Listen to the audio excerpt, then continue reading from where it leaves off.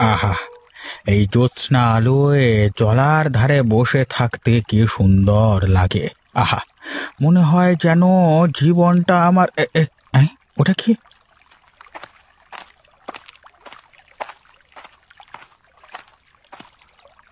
ওরে বাবা রে!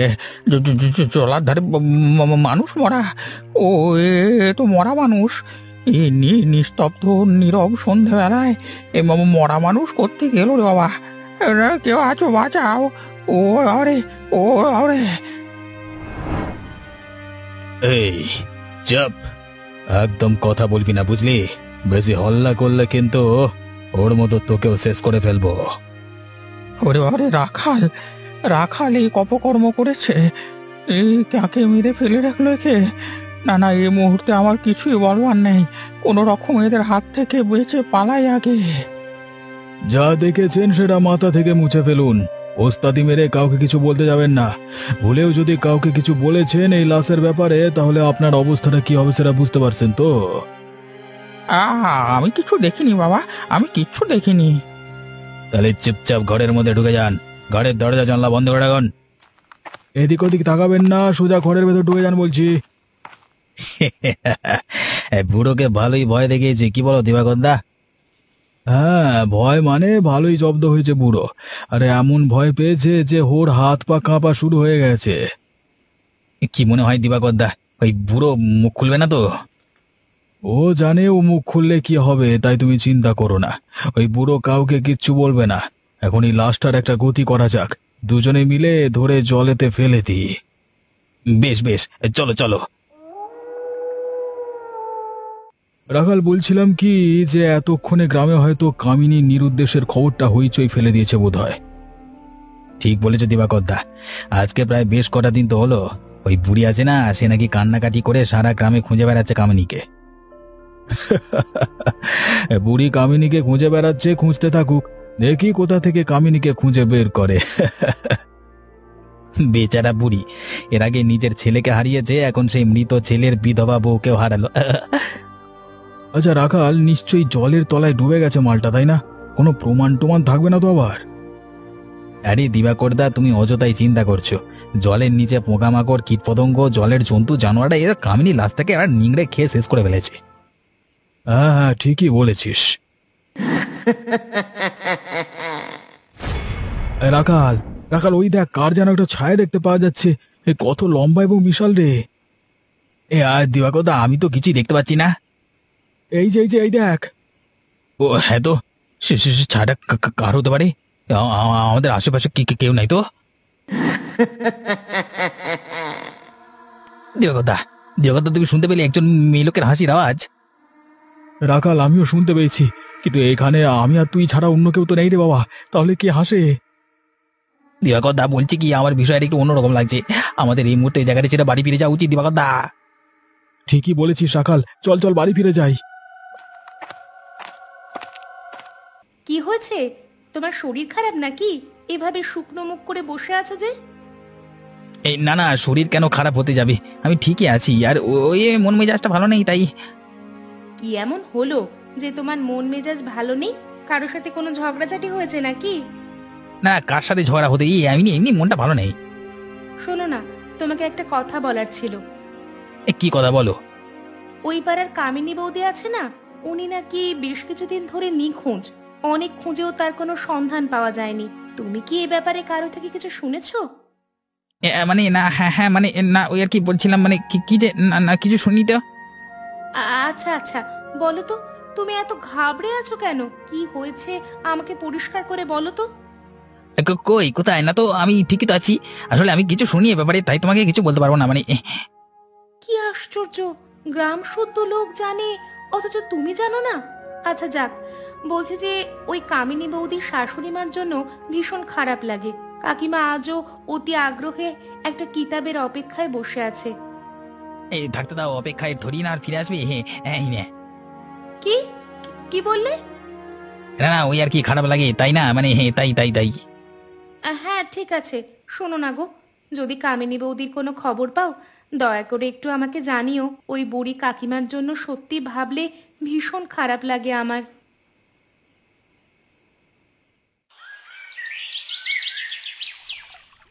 সেদিনের পর থেকে সন্ধেবেলা যখনই রাস্তা দিয়ে হেঁটে বাড়ির দিকে যাই, গাটা যেন কেমন ছমছম করে। মনে হয় সেদিনের ওই লাশটা জীবন্ত হয়ে আমার দিকে ড্যাব ড্যাব করে তাকিয়ে আছে। সত্যি তো তাই, আমি জীবন্ত হয়ে আপনার দিকে কি করে জেগে আছি। মেয়ে লোকের গলা মনে হচ্ছে। সত্যি সত্যি সেই লাশটা জীবিত হয়ে গেছে নাকি? ওরা আমাকে ফিরে দেখতে বলছে। না না না, ওরা ভূত রে বাবা। কি হলো পরাণ কাকা, আমার কথা আপনার গায়ে নিয়ে যাচ্ছে না? ফিরে দেখুন, একটিবার ফিরে দেখুন, আপনার সাথে যে আমার কথা আছে। কি কি কি করি এখন? মহা বিপদে পড়ে গেলাম তো। 1 2 3। আমি কি বললাম আপনাকে পরাণ জেঠু? একবার ফিরে তাকান, নইলে কিন্তু আমি আপনার সামনে আসবো। মাগো, বাঁচাও। পরাণ কাকা, আপনি কিন্তু কাজটা ভালো করছেন না। আপনার মুখে কুলু পেটে বসে থাকার জন্য ভবিষ্যতে আপনাকে কঠিন পরিস্থিতির সম্মুখীন হতে পারে। আমি কি করেছি? মানে কি কি কি করতে হবে? বাবারে, আমার খুনের ঘটনার আপনি হচ্ছেন প্রথম সাক্ষী। আপনি সেদিন সন্ধেবেলায় বাড়ি ফেরার সময় জলার ধারে যে লাশটা দেখতে পেয়েছেন সেটা আমার। আর আপনি এটাও জানেন যে ওই দিবাকর আর রাখাল মিলে আমাকে খুন করে এবং মৃতদেহটা জলে ফেলে দেয়। হ্যাঁ আমি জানি, কিন্তু দিবাকর আর রাখাল আমাকে শাসিয়েছে। যদি যদি এই খুনের ব্যাপারে আমি সবাইকে বলে দিই তাহলে তারা আমাকে জীবিত রাখবে না। দিবাকর আর রাখালের কথা তো অনেক দূরের কথা, তার আগে যে আমি আপনাকে যেখানে সেখানে মেরে ফেলতে পারি সেটা কি আপনি জানেন? না না না না, এমন করবে না। আমি সব জানি। আমি গ্রামের সকলকে জানিয়ে দেবো। এরপর আমাকে ক্ষমা করে দাও। সত্যি সকলকে জানিয়ে দেবো। বাহ পরাণ কাকা, বাহ! আমি খুশি হলাম শুনে। তুমি আমার খুনের ঘটনা গ্রামের সকলকে জানিয়ে দেবে। আমি কালকে সকালেই গ্রামের মোড়ল ওই নিশিকান্ত বাবুর সাথে দেখা করে সব বলবো। কথা যেন খেয়াল থাকে, নইলে কিন্তু আমি গ্রামের চৌমাথায় তোমাকে ঝুলিয়ে দেব। ঠিক আছে, কালকে সত্যি এই নিশিকান্ত বাবুকে সব ঘটনা বলবো। হ্যাঁ, নিশিকান্ত বাবু বাড়িতে আছেন কি? আরে পরাণ মাঝি, আরে এসো এসো, বলো আমার এখানে কি জন্য আসা হলো। আমি এসেছি আপনার কাছে গুরুত্বপূর্ণ বিষয়টা বলবার জন্য, জটিল রহস্যময়। আরে জটিল এবং রহস্যময়, বলো দেখি কি বলতে এসেছো। নিশিকান্ত বাবু, ওই পাড়ার যে বুড়ি মাসিমা আছে, ওনার মৃত ছেলের বউ কামিনীকে মেরে আমার বাড়ির কাছে জলাশয়ে ফেলে দিয়ে পালিয়ে গেছিল ওই ওই দিবাকর রাখাল। সর্বনাশ! দিবাকর এবং রাখালের এত বড় স্পর্ধা! সে গ্রামের একজন বিধবা মহিলাকে খুন করে ফেলেছে। ওদের কঠোর শাস্তির ব্যবস্থা আমি করব। তবে তুমি কিভাবে জানলে ওরাই কামিনীকে খুন করেছে? একদিন সন্ধেবেলায় আমি কাজ থেকে ফিরছিলাম, তখন দেখি ওই জলার ধারে একটা লাশ পড়ে আছে। দেখি আমার হাত পা ভয়ে কাঁপা শুরু করলো। কিছুক্ষণ পর পেছন থেকে রাখাল আমার মুখ চেপে ধরলো এবং দুজনে মিলে আমাকে ধমকি দিল যাতে আমি কাউকে কিছু না বলি, নইলে আমাকে জানে মেরে ফেলবে। কি সাংঘাতিক কাণ্ড! ওদের এত সাহস কোত্থেকে হলো জানি না। নিশ্চয়ই কোনো খারাপ মতলব ছিল। মানলাম ওরা তোমাকে ধমকি দিয়েছে, তবে তুমি এত দেরি করে আমাকে কেন জানাতে এলে বলো তো? নিশিকান্ত বাবু, আসলে কালকে রাতে আবার যখন কাজ থেকে বাড়ি ফিরছিলাম, ঠিক সেই সময় ওই জলাশয়ের সামনে কামিনী ভূতকে দেখতে পেয়েছিলাম। সে আমাকে ধমকি দিল, তাই জন্য। ওরে বাবা! এ তো ভীষণ ভয়ঙ্কর ব্যাপার। কামিনীর অতৃপ্ত আত্মা এখন প্রতিশোধের জ্বালায় ঘুরে বেড়াচ্ছে। আমার অনুমান কামিনী ভূত দিবাকর এবং রাখালকে ছেড়ে দেবে না। নিশিকান্ত বাবু, আমার হয়েছে বিপদ। একদিকে খাদ, অপরদিকে কুমির আমার প্রাণ সংকটে বাঁচান। তুমি চিন্তা করো না। আমাকে যখন তুমি কথাটা বলেছ তখন কামিনী ভূতের হাত থেকে তুমি বেঁচে গেলে। আর রইল বাকি দিবাকর এবং রাখালের কথা, সে আমি দেখে নেব। তুমি এখন বাড়ি যাও। বেশ বেশ, আপনি একটু দেখে নেবেন।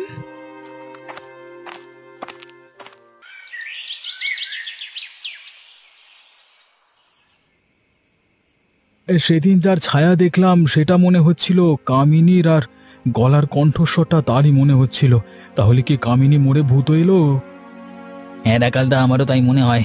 রাখালদা, একটা কথা বলি, কামিনী মেরে বেলা ঠিক হয়নি। কামিনীকে ও এখন নিজের খুনের প্রতিশোধ নিয়ে ভূত হয়ে এসেছে। উত্তেজিত হয়ে একটা ভুল করে ফেলেছি রে। কি করে এই কামিনীর হাত থেকে বাঁচা যায় বলতো, সে বিষয়ে কিছু বল রাখাল। আমি কি বলি দিবাকর দা, আমি নিজেই তো ভয় কাতর হয়ে আছি। বলছি, একটা কাজ করা যায় না? আমরা একবার নিশিবাবুর কাছে গিয়ে যদি সমস্ত ঘটনাটা বলি, তাহলে উনি কিছু একটা উপায় নিশ্চয়ই বের করে দেবেন। বেশ বেশ, তাহলে এক্ষুনি নিশিবাবুর কাছে গিয়ে সমস্ত ঘটনাটা বলি। তোদের কেউ আমার হাত থেকে বাঁচাতে পারবে না, বিশেষ করে দিবাকর। তুই আমাকে মেরেছিস, তাই আজ আমি তোকেই মেরে তোর রক্ত খেয়ে আমার পিপাসা মেটাবো।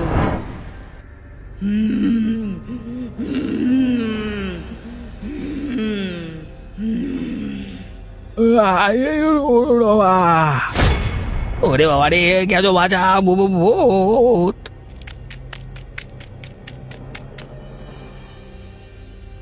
আমাকে যেমন কষ্ট দিয়ে মেরে ফেলেছিলি, এখন টের পেলি তো মরতে গেলে কত কষ্ট হয়।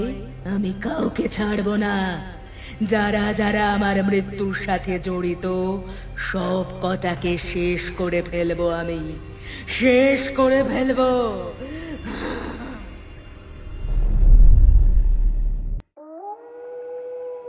নিশিকান্ত বাবু, নিশিকান্ত বাবু, আমাকে বাঁচান, বাঁচান, আমাকে মেরে ফেলবে, বাঁচান, আপনার পায়ে পড়ি। আরে রাখাল যে, কি হয়েছে তোমার? কে তোমাকে মেরে ফেলবে? নিশিকান্ত বাবু, ওই কামিনী ভূত আমাকে মেরে ফেলবে।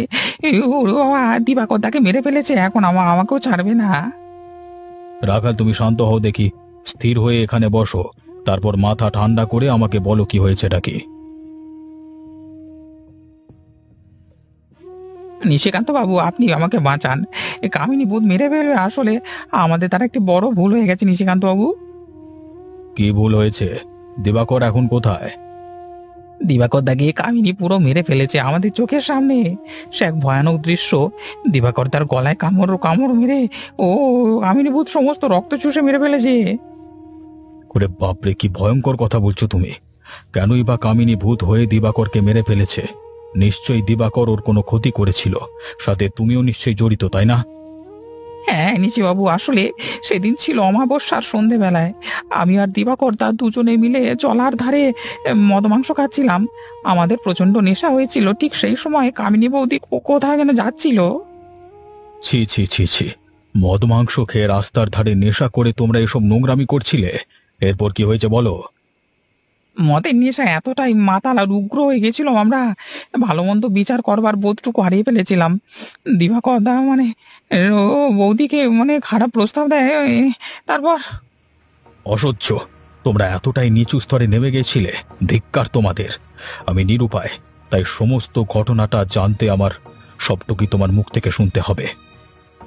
আপনি ঠিকই ধরেছেন বাবু, এবার আমার বাঁচানো ভূত হয়ে ফিরে এসেছে আবার। এখন তোমাকে কিভাবে বাঁচাবো? তুমি এখন বাড়ি যাও, আমি দেখছি কি করা যেতে পারে।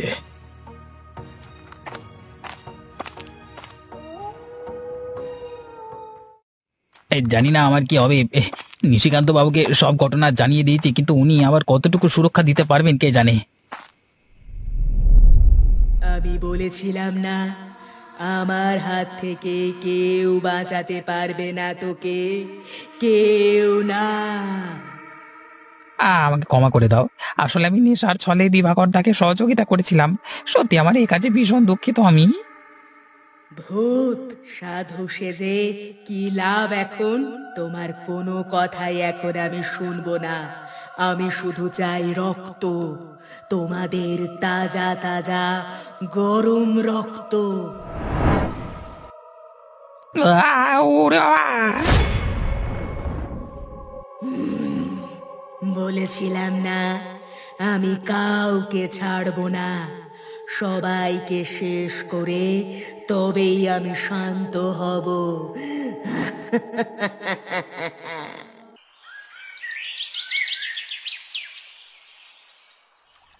কামিনী মারে, একবার আমায় দেখা দে মা। কামিনী, ও কামিনী। মা, আপনি কেন এখানে এসেছেন? আমার যে আর আগের মতো নেই মা, আপনি চলে যান। কামিনী, আমার একটা কথা শোন মা, তুই আর গ্রামের কাউকে মেরে ফেলিস না। নিশি বাবুর মুখে আমি সব শুনেছি। আমি জানি তোকে ওরা অনেক কষ্ট দিয়ে মেরে ফেলেছিল। তার জন্য তুই দিবাকর আর রাখালকে মেরে প্রতিশোধ নিয়েছিস। এখন শান্ত হ মা, তুই আমার সব কথা শুনেছিস। এই শেষ কথাটা শুনবি না মা? হ্যাঁ কামিনী, মাসিমা ঠিকই বলেছে। তুমি শান্ত হও, আমি মাসিমার দেখাশোনার দায়িত্ব নিয়েছি। তুমি মাসিমার চিন্তা করো না। ঠিক আছে মা, তোমার কথা আমি কোনোদিন অমান্য করিনি, আজও করব না। তুমি ভালো থেকো মা। তবে কখনো যদি তোমাকে কেউ বিরক্ত বা তোমার কোনো ক্ষতি করার চেষ্টা করে, তখন কিন্তু আমি তাকে ছাড়ব না।